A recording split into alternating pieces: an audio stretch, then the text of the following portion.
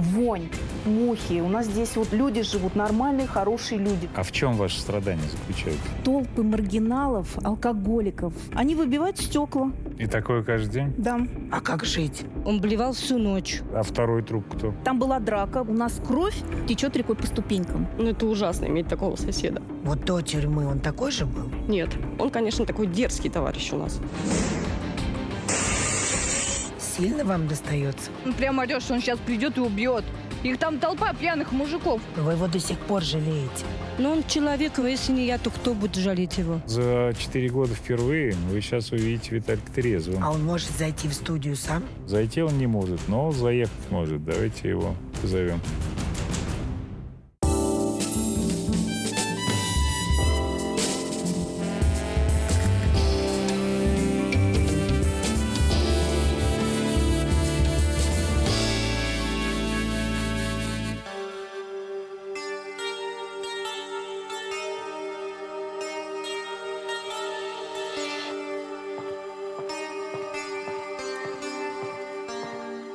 Добрый день. Иваново, как известно, город невест. В городе невест мы нашли большую компанию, целую квартиру женихов. И местные жители готовы раздать их бесплатно, можно даже в нехорошие руки. Как тебе такая история? Давай на женихов сначала посмотрим. У нас в студии сегодня Светлана Гулам.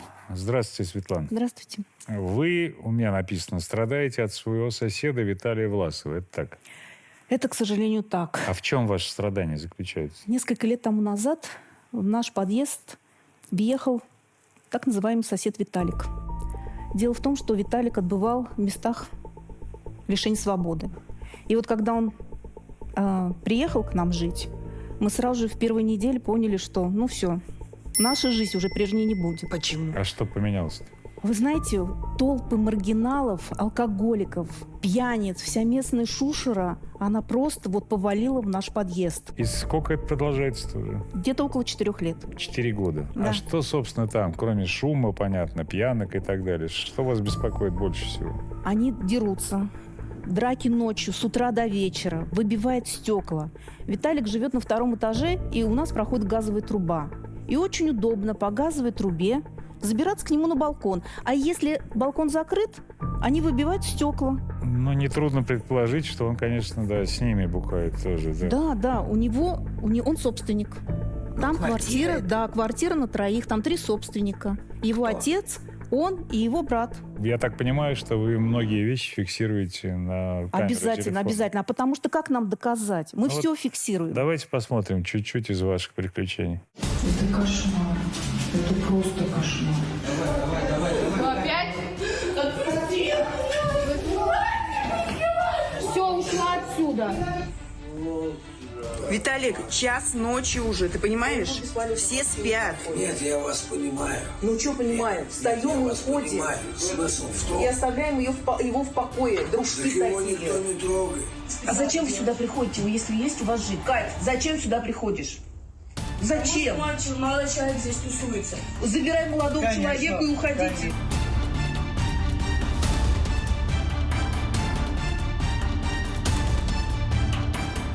Иди, это, Сейчас закрою.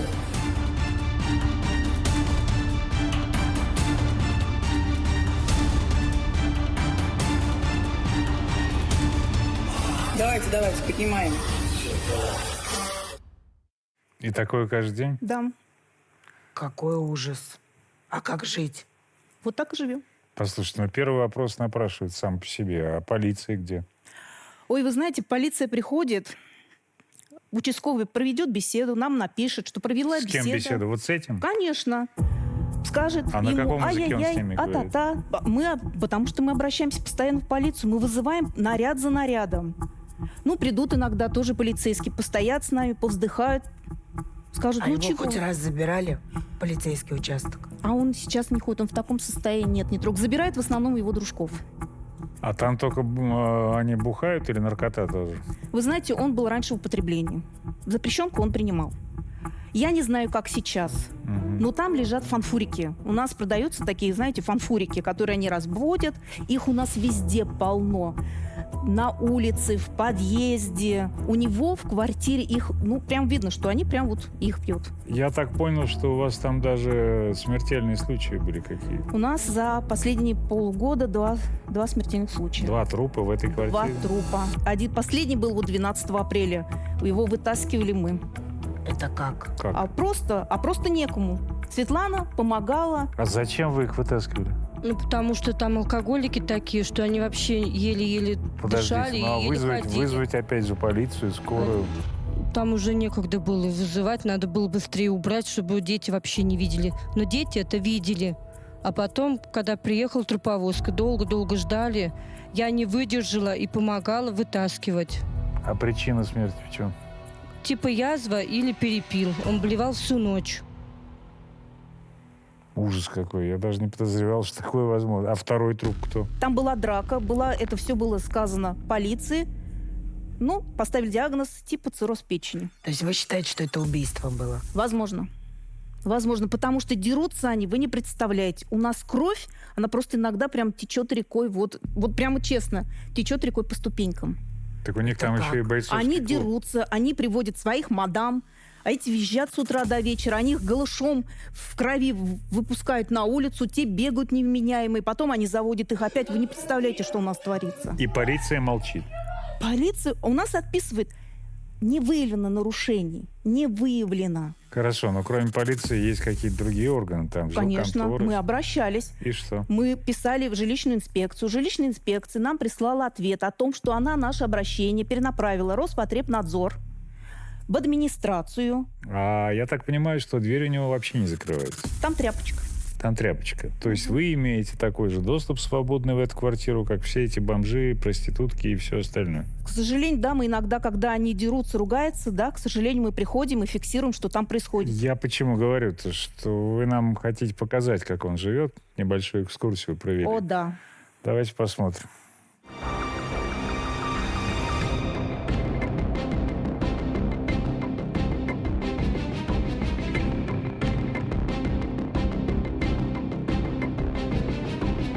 Я вам покажу ту квартиру, в которой живет наш замечательный сосед. Запах, конечно, это полный, то, что может соответствовать алкопритону. Это кухня, грязь. Я не знаю, есть ли у них еда. Скорее всего, еды тоже нету. Ну, вот, пожалуйста. Тут ничего нету. Мы от мух с ума сходим, весь наш подъезд. У нас в каждой квартире вот эти мухи. Те, которые вот это, смотрите, антисанитария полнейшая. Вот это кстати, это фанфурики, которые они продаются вот здесь, в ближайшем ларьке, распивают здесь. А сейчас я вам покажу изюминку этой квартиры. Я здесь не могу находиться, извините. Там они в ванну прямо справляют свою нужду. Отсутствие туалета. Соответственно, первый этаж плавает в их и фекалиях, и моче. Наш сосед Виталик. Здесь разные всегда люди находятся. Мы даже некоторых и не знаем. Они сменяются периодически друг за другом. Вот на сегодняшний момент здесь постоянно проживает Анна. Спать негде. Абсолютно. Разбитые окна здесь насквозь. Везде мусор, фанфурики, которых я показывала, которых есть множество. Здесь грязь, вонь, мухи. У нас здесь люди живут, нормальные, хорошие люди живут. Мы, честно говоря, устали от всего этого. Такая Анюта симпатичная сидела на диванчике. Такая невеста. Женщина мечта, да. Слушайте, вы сказали, квартира на 3. Да. То есть у Да. него доля в квартире. А там 3 собственника. А кто еще-то? Родственники есть же у него? Конечно, отец и брат Иван. А И где они забили на него, что ли? Я сейчас расскажу. Мы, когда происходят такие случаи, мы отзваниваемся непосредственно Ивану. Иван приезжает иногда нет. Вот когда он приезжает, я ему начинаю показывать и говорить: давайте, собственники, это ваша собственность. Вы несете за нее ответственность. Абсолютно верно. Мне в ответ говорят: идите в суд. Я здесь не живу, мне наплевать. Отец вообще с угрозами к нам и говорит: продавайте квартиру вам, если здесь плохо живется. А в последнее время вообще трубки не берет.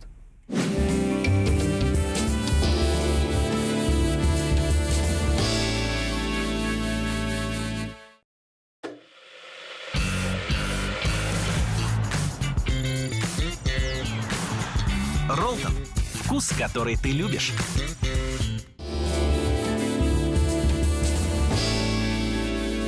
Скажите, а вы с Валентиной Дубыниной знакомы, нет? Нет, первый раз слышу. Вот я хочу, чтобы вы познакомились, поскольку у нее тоже заботы есть. Она как раз не бросила. Это двоюродная сестра Виталика. Вы знаете, первый раз слышу. Да, и она как раз переживает за него и очень хочет, чтобы как-то он из этой жизни выкарабкался. И вам на радость, и себе на пользу. Давайте ее позовем, заодно узнаем, что там были за отсидки такие и чем страдает брат. Валентина, идите к нам, пожалуйста. Здравствуйте. Светлана, извините, пожалуйста. За брата извиняйтесь? А за что именно вы извиняетесь? Я понимаю, что это ужасно иметь такого соседа. Мы, наверное, в какой-то момент упустили это. А вы нам можете про него поподробнее рассказать? Да, сейчас я расскажу. Вот до тюрьмы он такой же был? Нет. Он сам по себе всегда был позитивный. Ну, активный. Он, конечно, такой дерзкий товарищ у нас. Он такой не будет молчать. Он скажет, что он думает. Он рано потерял маму свою. И потом он, опять же, по стечению каких-то обстоятельств, он попал в тюрьму. Он общался с компанией, гуляли они. И они там, как бы малолетки, решили они вот какого-то местного бомжа прикончить. Когда все уже зашло совсем уже далеко, как говорится, как бы они повели его в лес, понимая, что они хотят, наверное, там с ним сделать. Как бы Витька понял, чем это пахнет, чем это закончится, и он сказал, я как бы не пойду, все, я это. И они говорят, уж коль ты друг, давай нож-то вынеси и иди. И это была его главная ошибка, он вынес нож и ушел. Но в итоге дали ему 10 лет. Ну, если ему 10 лет дали, значит, он не малолеткой уже. У него, знаете что, пока вот эта судебная тяжба вся шла, ему стало 18. И плюс до этого у него был условный срок. Он из-за девочки подрался с молодым человеком. И он так хорошо ему надавал, что ему дали условный. То есть те, которые все это сделали, им там, они были малолетки, им дали кому-то 5, кому-то 6 лет, ему дали 10. Хотя его там даже не было. А второй раз за что он сел? Второй раз, соответственно, после 10 лет он вышел, друзья у него были соответствующие, и он как бы связался с наркотиками. То есть было дело, нехорошо, и он буквально месяцев 7-8 вот здесь пробыл на воле, и его как бы посадили, меньше года ему дали, там, может, месяц 8. Так вот это все началось уже после того, как он вышел, правильно? Да, это уже он второй вышел, раз.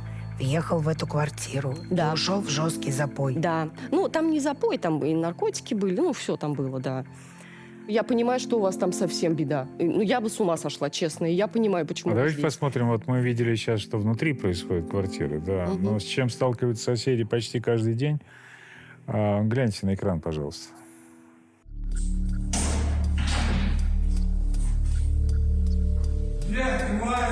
Соображаешь, куда ты стучишь в 3 часа ночи? Извините, пожалуйста.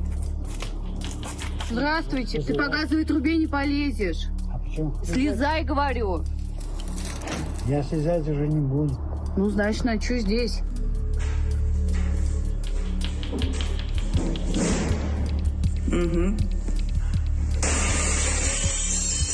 Вот так мы лезем в 5-ю квартиру. Молодец.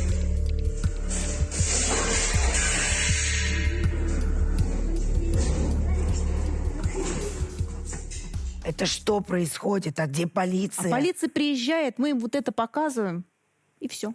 Послушайте, а почему ни его брат, ни папа ничего с ним не делают? С папой они очень хорошо общались. Вот я хочу как бы продолжить, что когда он второй раз вышел, он второй раз, когда сидел, он познакомился с девочкой, с Олей. И он, когда вышел, у них сразу все так завертелось, закрутилось, и они стали жить вместе. И, насколько я знаю, был вот этот тихий период, когда не было попоек. Не спорю, не спорю. Они жили вместе, они расписались, они ездили на море, они купили машину, они покупали мебель, у них были какие-то планы. То есть, Да ладно. все было вообще супер. Куда Вот. она делась, эта спасительница? Когда вот они вернулись, да, летом, и осенью, там, я не знаю, октябрь, ноябрь, он запил. И я не знаю, по какой причине, что там произошло, какой переломный момент. Он еще работал, он асфальтоукладчиком, дороги-то делают. Как я понимаю, что работа сезонная. И вот, и он запил. И в какой-то и она как бы потерпела там месяц-два, и она ушла к подруге. Она как бы устала, то есть от его вот этих вот попоек, она ушла к подруге. Все-таки я про отца не понял. Отец сейчас как к Отец, нему относится? когда с Витей все было хорошо, они вместе ездили на море, они вместе отдыхали, они друг с другом общались, гостили. То есть, ну, прям он был любимый сын у него. Вот прям вот не скрываю. А потом, когда все это произошло, со слов Витьки, что он ему сказал, ну, все, не звони мне. Вы все-таки пришли сюда не только извиниться за него. У вас теплится надежда, как я Мне бы понимаю, очень хотелось. что его можно вылечить. Потому что дело вот на самом деле сейчас уже не столько в алкогольной зависимости. И если бы у него все было нормально с ногами, и он бы уже давно работал бы. Ну, я прям в этом уверена. Ну, как бы я с детства его знаю. Он работал, я не знаю, с 14 лет. Он То сам есть вы себя считаете, одевал, что гулял. он просто не может физически Да. работать? Мы его 2 раза в клинику клали. Ну, А что у него с так. ногами? От алкоголя. От алкоголя какая-то, ну, диагноз, что-то типа нейропатия или невропатия. То есть ты просто должен не пить, как минимум. Хотя бы там полгода, год, там, я не знаю, чтобы у тебя организм, как бы, ну, нервы начинали работать нормально, чтобы ноги опять начинали тебя слышать, как говорится. А согласится он сам на лечение или нет, Ну, так это или нет, мы не знаем, но люди-то с ним живут ежедневно. И сейчас хочу позвать еще одну соседку, которая живет прямо под ним. Ксению Короткову. Ксения, идите к нам. Господи, бедная. Ты понимаешь, что жить невозможно? Понимаю. Ты его сейчас защищаешь? Я не защищаю его. То, что он никого не убивал, он мне угрожал. Ты понимаешь? Я его не защищаю. Ты знаешь, как люди Не живут? Ты знаю. вообще кто? Я сестра двоюродная. Тебя первый раз люди видят. Первый в жизни. Потому что я туда не приходила к нему. И я его не защищаю ни в коем случае. А у вас, по-моему, нервы сдают, да? А вы соседка, которая живет под ним. Сильно вам достается? Вообще, это невозможно спать, жить. Они иногда, у них нормальное настроение. Им даже попросишь, они, может, потише будут. Но иногда он прямо орет, что он сейчас придет и убьет. Их там толпа пьяных мужиков. Вот что делать? Он вам угрожал Да. лично? Что говорил? Ну, он там матами, естественно, что он сейчас порешает меня. Ну все. Что он не просто же так, он 10 лет за убийство сидел. Он же об этом всем говорил, что он кого-то убил, что он там отвертками, я даже не помню. Подождите, то есть он хвастается тем, что он за убийство сидел? Но он рассказывает, он об этом рассказывает. У него все друзья такие же. Он перед ними, видно, себя как-то возвышает. Запил он вообще сразу. Она говорит, нет, он тут жил нормально с девушкой. Да, они пили вместе. По выходным, но они пили. Там драки были постоянные. Между собой дрались или кто? Ну, он ее, видно, Он здорово нормально её бил. прикладывал. Мы Да в вы полицию что? вызывали. Он Слушайте, ее это, бил? Да, это да, правда, было. что он до сих пор ее ищет, когда пьяный, и вас просит ее найти? Да, но мы абсолютно рады за Олю. Слава богу, она нашла своего мужчину. И когда я ей звонила, я говорю, Оль, ну, пожалуйста, когда вот она ушла, я говорю, Оль, пожалуйста, я еще просила, говорю, ну, может быть, вы восстановите отношения. Вы знаете, что мне было сказано? Не в жизни. Никогда. Светлана, вы показали нам, в каких условиях приходится жить из-за Виталика. Давайте посмотрим, потом вы нам расскажете подробности.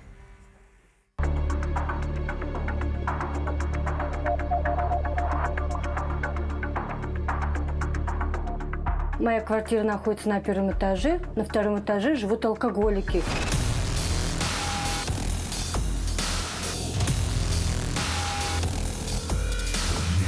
Которые вечно протекает у нас на потолке. Постоянная. Грибок уже, я вам даже счищала. В ванной очень много было разводов. Желтый до сих пор осталось. Вот здесь все тоже прям протечка была полностью. А отмыть просто невозможно. Ничего не берет вообще, никакой средств. А в зале у нас еще хуже. Комната большая, светлая, но потолки очень вообще желтые. Вот протечка, вот видите, вот здесь у нас протечка прямо текло ручьем. Я тазы ставила и бедра. Виталик, у него вот здесь этот находится диван. Он на нем сидит.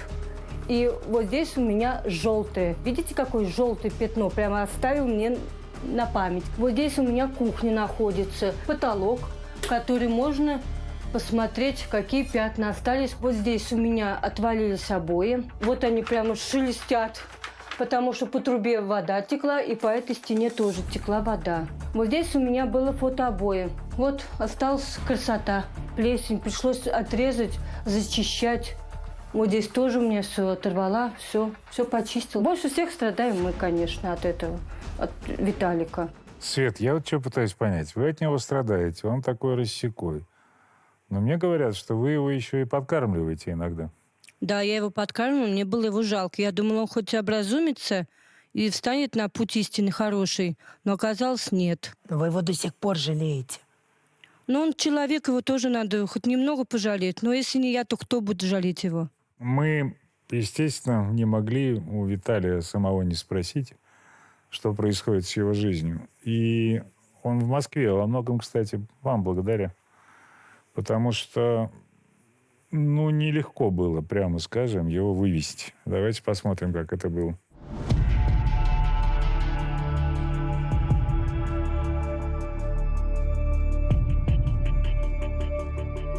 Ну чего, едем, все? Чего все? Ну а что все, давай, как договорились. А что не готов-то? Мы с тобой-то... Слабость еще. А что слабость? Я еще сегодня день лежусь, в себя приду. Вот смотри, я вчера попросил 3 прийти меня с машинкой, побрить, подстричь там. Ведь всё. тебя все там сделать в человеческий вид приведут. А я вот в таком виде сейчас поеду в Москву. Видите, а в таком виде ты живешь, это норма? Вот сейчас ты должен пойти нам навстречу, потому что мы тебе сколько лет шли навстречу, молчали? Готов ехать, Виталий? Ну, конечно, а что я ползу с 2-го этажа просто так, что ли? Вот только вот так вот. Как черепаха. Я же сказал выйду, значит выйду.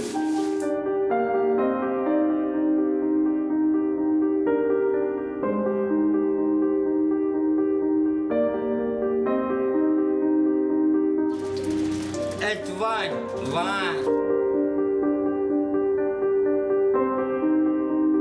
Готов ехать на телепрограмму и после этого ехать на лечение.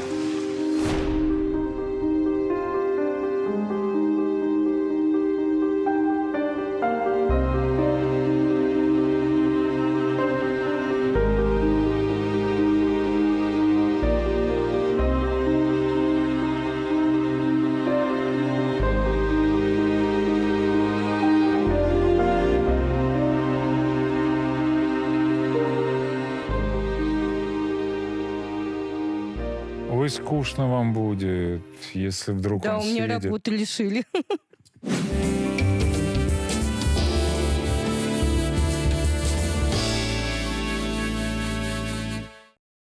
Мясо, приготовленное на гриле, для своих друзей и близких я подаю с кетчупом Махеев. Кетчуп Махеев. Рекомендую. Ну, понимаете, что в таком виде говорить с ним бесполезно, как мы поняли, и поэтому привезли его за неделю до сегодняшнего дня в Москву, как-то прокапали, помыли, естественно, побрили даже. Поэтому за 4 года впервые вы сейчас увидите Виталика трезвым. А он может зайти в студию сам? Он не может зайти в студию сам. Вот в том-то и проблема. Зайти он не может, но заехать может. Давайте его позовем. Ну и что мы все врем, где 4 года пьют?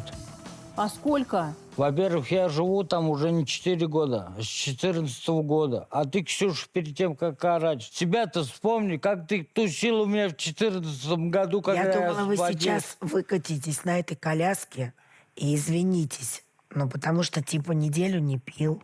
Посмотрел на то, как жил все это время. Стыдно стало. А вы вышли и стали наезжать на своих соседей. Вы вообще в себе?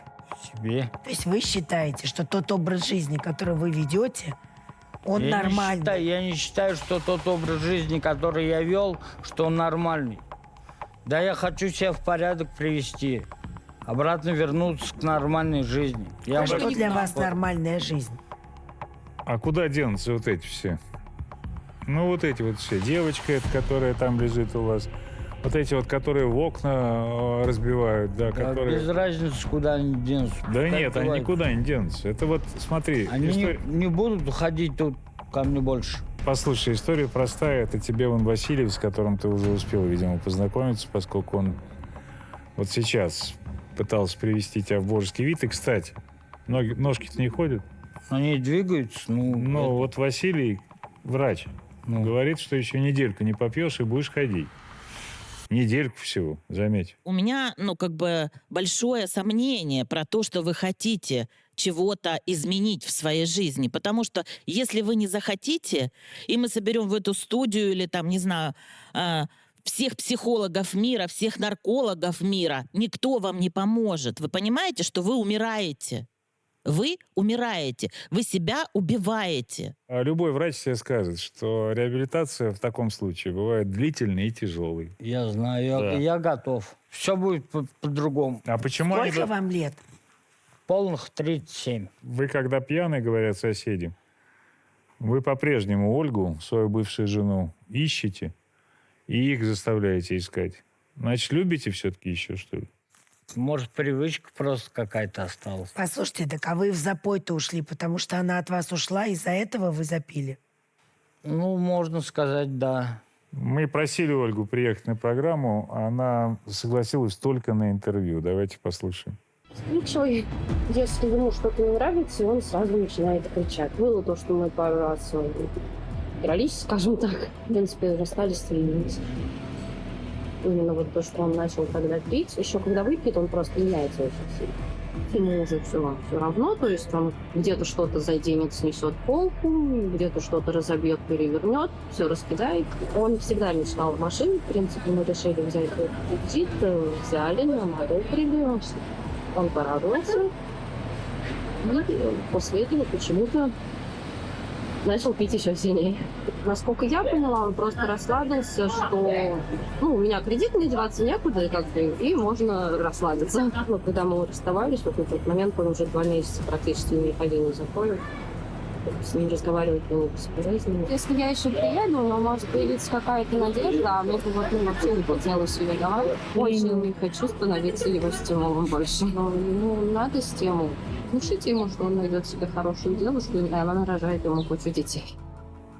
То есть Ольга не хочет давать даже призрачного намека на шанс возобновления отношений и действует в этом смысле очень честно. А почему она должна давать? Кому? Да. Вот этому пьяному человеку, который в горе, который лежит в горе мух, опарышей, каких-то людей непонятных, тряпок. Но я уверена, что если вы возьмете себя в руки, встанете на ноги, как-то свою жизнь поменяете, может быть, она захочет с вами быть. Да нет, зачем, не надо. Вы уже не хотите. Другая. Вот вы Катю знаете, Червякову, вот напротив сидит? С соседнего подъезда. Да, она живет в соседнем подъезде, а не под вами. А мы посмотрели, каково это жить под вами-то. И то боится за своих детей, верно ведь? Да. А почему? Я проживаю в этом же доме, что и Виталик, и который там находится притон. Я просто переживаю за своих детей. Это постоянные драки на улице, около площадки детской, постоянные крики. То есть они могут прямо на этой лавочке сходить в туалет. То есть сидя, они там спят. Детей они пытаются накормить какими-то грязными конфетами, печеньем, которые это все достается из грязных штанов. Просто Виталик, он как питомец. Ему все одевают, носят кушать ему, за ним убирают. То есть, жизнь невозможная. Я просто очень боюсь за своих детей. У нас просто школа... Послушай, вот тебе просто везет, что я голос потеряла. Тебе 37 лет. Взрослый мужик. Вот про тебя сказали, питомец. Кто-то покормил, кто-то пнул, кто-то помыл. Дальше будешь свою жизнь в помойку выбрасывать? Мне просто интересно. Нет. А что будешь делать? Лечиться. А где ты будешь лечиться? В клинике. Да? А ты знаешь, сколько лечение в клинике стоит? Ты в жизни таких денег не видел. Понимаешь, сколько лечение стоит? И кто тебе его должен оплачивать? Есть же брат, есть отец. Они не в состоянии это сделать. С отцом какие отношения сейчас? Никаких. А с братом? Звоню, прошу, привозят там продукты, сигареты. Я хочу все-таки Ивана позвать сюда и понять, на что он рассчитывает, когда мы говорим о том, что надо лечить брата. Здравствуйте. Здравствуйте. А вы какого хрена, блин, суетесь, лезете? Ты сама была у него не один раз. А у вас? Что, у вас, блин, проблем нет своих? Чего вы лезете-то? А чего ты у тебя собственность? Чего ты не приходишь жить? Бери своих детей, собачку, которую ты мне показывал, приводи, живи. Хотел. Ты что сказал? А ты что сказал мне? Ты что мне сказал? Чего я вам сказал? Обращайся в суд. Обращайся. Что ты сейчас мне передо мной выковиниваешься? Вам что, блин, заняться нечем? Чего вы наезжаете? Мы на жить нее? хотим! Ну и Жить! хотите, живите. Так а почему ты не можешь нам помочь? Почему я тебе звоню, говорю, Это не Ваня, наша приедь? проблема, понимаешь? Я Это не приезжал. наша проблема, это Выгонял. ваша. И что? Что ты приезжал? Сказал, а что я сделаю? Я здесь Ты не живу. собственник, ты с твоего подачи, с Иван, подачи твоего папаши. Иван, Вы сядь, собственники, Иван, вы сядьте, собственники. пожалуйста. Не надо трогать. Приехал с бабами воевать? Нет. А чего приехал? Хочу, чтобы его вылечили. Мы. Если были бы у меня такие деньги, я бы его сам вылечил. Так, а папа, которого почему-то нельзя трогать? Не надо Почему его папу-то трогать. нельзя трогать? Потому что отец. Да? Так и у этого отца в кавычках, вот такой Почему сынок. в кавычках?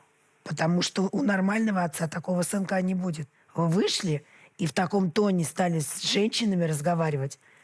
Значит, ничего хорошего, исходя из того, каких детей он наплодил, я про вашего отца сказать не могу. Продавайте квартиру, лечите его. И, пожалуйста, наблюдайте за ним. Мы-то почему должны страдать из этого, Вань? Это ваша проблема, это не наша проблема. Вы должны были к нам приходить, соседи, помогите. Вы должны были к нам, а не мы за вами бегать. Но мы уже слышали, что люди жаловались и в органы полиции, и в Государственную жилищную инспекцию, которая жалобу приняла. И вот тут для того, чтобы в ситуации разобраться, мы попросили нашего корреспондента Лину Домашевскую провести свое расследование. Она отправилась в местную администрацию. Мы приехали в город Иваново, чтобы выяснить, знают ли местные власти о проблеме жителей.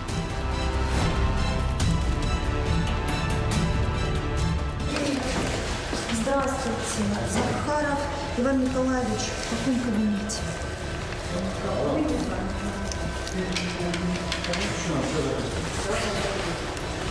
Первый канал хотела бы подняться и побеседовать с Захаровым Иваном Николаевичем. Через сколько мы можем подойти и общаться? Сейчас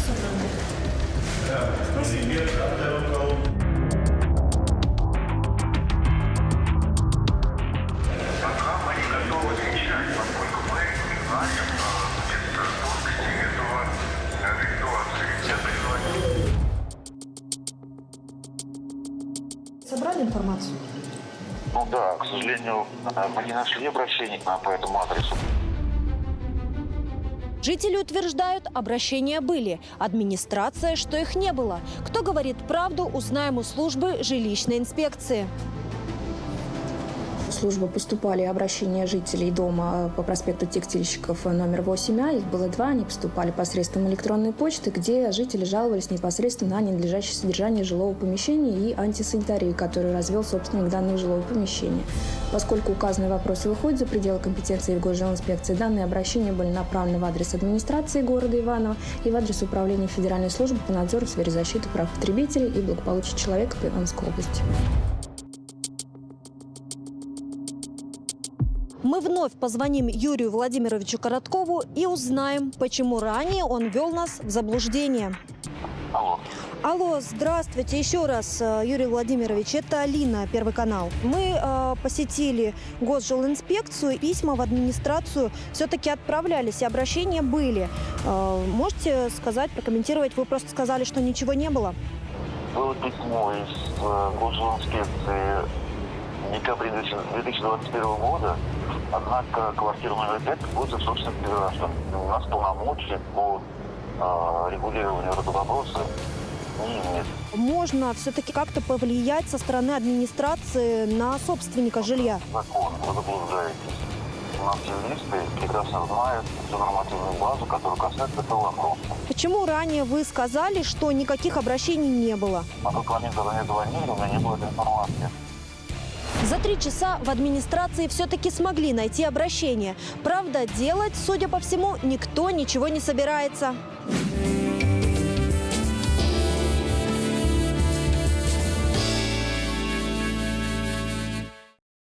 Джем Махеев приготовлен из кусочков ягод и фруктов. Он помогает делать мои блюда по-настоящему изысканными.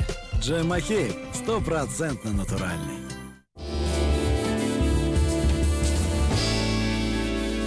А администрация ваша очень сильно заблуждается по поводу своих полномочий, по поводу законов, очень сильно. Мы сейчас в этом разберемся с помощью наших экспертов. Одно могу сказать администрации города Иваново. Не вы первые, не вы последние.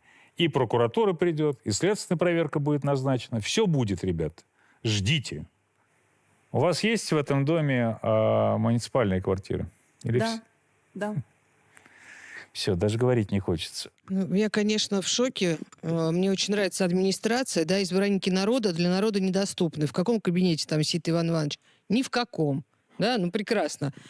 Обращений нет, делать ничего не хотим. Я думаю, что, конечно, Народный фронт в этой ситуации постарается, да, эту ситуацию взять на контроль. Почему? Потому что, может быть, в этом случае хотя бы администрация начнет непосредственно осуществлять свои полномочия, которые они должны осуществлять. Администрация имеет право обратиться с иском в суд о выселении, да, и, естественно, правоохранительные органы должны это фиксировать, каждый факт ненадлежащего поведения, ввиду того, что это многоквартирный дом, квартиры должны в нем содержаться по саннормам. Если жильцы находятся в крайне тяжелой ситуации, да, и они уже массово об этом заявляют, их речи должны быть услышаны, и я, как адвокат, готова вам помочь юридически полностью сопроводить это дело, да, и поверьте мне, вы как собственник, да, брат, я к вам обращаюсь, вы как собственник также несете ответственность в равных долях. Ваш отец, вы и Виталий. И когда иски начнут подавать люди, да, поверьте мне, я им это организую. Василий, ну, скажите нам ваш клиент. Теперь Санта-Клаус с подарками. Я понял. Что я хочу сказать. На год вы должны про него забыть, если мы хотим результат. Вообще не обсуждается. Он идет в лечение, он полностью на нашем обеспечении. Я понимаю, что все должны по одной путевке отдохнуть, что-то решить за это время. Состояние крайне тяжелое. Ему 37 лет, внутренние органы на 73. Я видел его анализы, его смотрел невролог, там все плохо. Нарушение тазовых функций. Мы можем какой-то этот мизерный шанс дать при условии, что он полностью переходит в клинику, потом в центр. Естественно, работаем с убеждениями, меняем ему и психическую начинку в его голове. Там еще осталось. Тяжелой алкогольной энцефалопатии нет. Какие-то человеческие качества остались.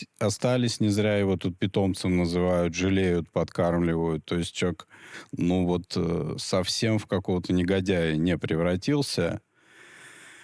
Ну, вот так. А так все печально, конечно. Хорошая панелька, все чистые, аккуратные, с газом, с водой. И вдруг такое средневековье. Я посмотрел на эти рожи людей, которые там присутствуют. Мухи, опарыши. Это просто ужасно. Это нет слов. Поэтому, конечно, надо вмешиваться. Я предлагаю прямо сейчас начать действовать. Мы его забираем, а вы все остальные вопросы, что можно, решайте. Вам Василий только что сделал подарок. Как вы считаете, где вы должны завтра быть? В квартире отмывать полы. Вы это понимаете? Завтра не получится, у меня работа. Началось. А когда получится? Выходные. Выходные — это буквально через несколько дней. Суббота, воскресенье. У вас же есть какие-то друзья, родственники. Вот все пошли на субботник. Папа. Да, точно, папа. Которого Собственник. трогать нельзя. Папа в Крыму живет. Далеко. Папа далеко, понятно. Так, а вы что плачете? От счастья. Вы не представляете, как мы рады. А вам спасибо за терпение, спасибо за то, что вы были инициаторами того, чтобы прийти сюда и не просто погубить его, затоптать, да, а дать ему шанс еще один. Не знаю, воспользуется он или нет, обещать никто не может. Да он не выйдет из больницы, просто не выползет оттуда, и все. Ну нет, я думаю, что на ногах-то он быстро пойдет, если пить не будет, а там дальше видно будет. Я думаю, что это Катя. Думаю, какой-то обряд провела она. Совсем стал другой у меня сын, совсем. Он прибегает ко мне, рассказывает, как ему там плохо. Она его пилит, может быть, колдует, не убирает. не готовит, не Неряха. стирает. Неряха, да. Постоянно говорю, что она тебе не пара. Правильно. Она А почему неправильно ты это- не это не- можешь мыслить, это- как мужик сам? Вы в долгах, как челкать. Она хочет свои деньги выбить, которые она Деньги, тебе а дала. где ценности семейные? Девочки, вам мошенник. Вашего кобеля привела. Так это у тебя пост. о том, что Вашего держи- кобеля я привела. 2 раза загулял. Да. А вы когда он дружите с вернулся его в семью, любовницей? Он прожил полгода. А это не любовница. Это его новая женщина. Женщина. Вы, наверное, сильно удивитесь, но она приехала к нам в студию. Давайте ее позовем.